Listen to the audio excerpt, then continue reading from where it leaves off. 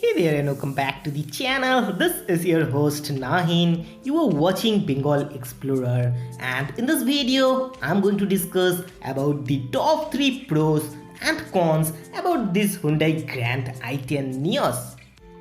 Well, this is a BS6 compliant 1.5-year-old Grand i10 Nios, and I drove it couple of times in these years.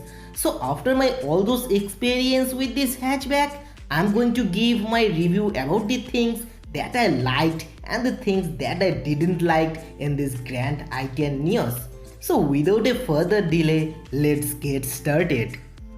Well, let's first start with the things that I liked about this Grand i10 Nios, and then in the later portion I would be discussing about its cons or problems about this hatchback. So the first thing which I liked in this sporty hatchback is its smooth handling and light gearbox setup. And it feels easy and convenient to drive this car in traffic as well as in highways because of its lighter setup. And this comes with the 1.2 liter Kappa series engine, which is a popular Hyundai engine, and it shares with the older Grand i10 and the Hyundai Aura also. Meanwhile, the high-speed stability is also pretty good in this hatchback. Now the second thing which I like in this hatchback is its mileage. So in terms of fuel efficiency, it can provide an average mileage of above 21 kmpl, which is a pretty decent mileage in this segment. Now the third thing which I liked in this hatchback is its rear space and comfort, as well as a great value for money package. The ride quality is pretty good considering the price segment, and the cushioning of the car is also quite attractive. So these were about all its pros. Now let's discuss about the cons of this Hyundai Grand i10 Nios. Well, the first thing that Hyundai has done a lot of cost cutting while making this car, like the lack of proper rest pedal and providing only 2 rear parking sensors and non-adjustable headrest. Now the headrest is not such a great issue, but in this price segment it would have been a better touch.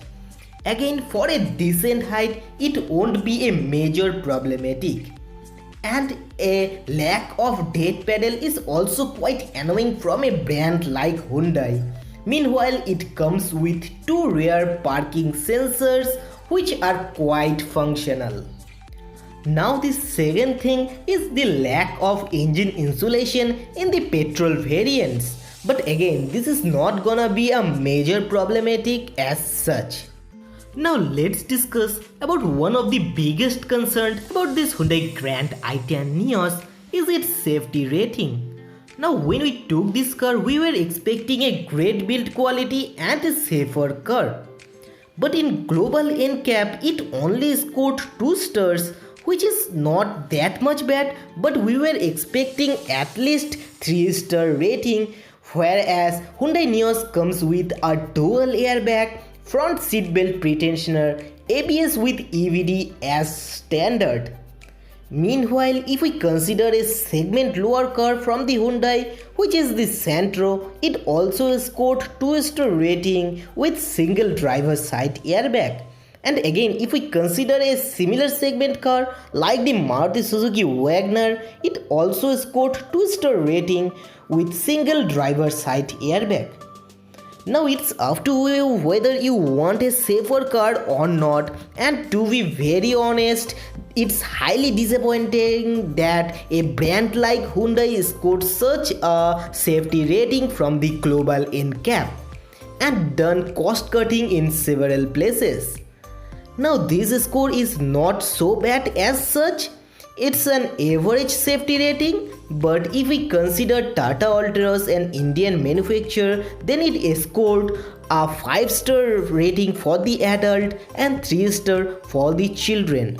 And not all cars are fully perfect in all the segments. The Grand i10 Nios is having a lots of pros like the handling, high-speed stability, responsive and refined engine, and a great comfortable hatchback.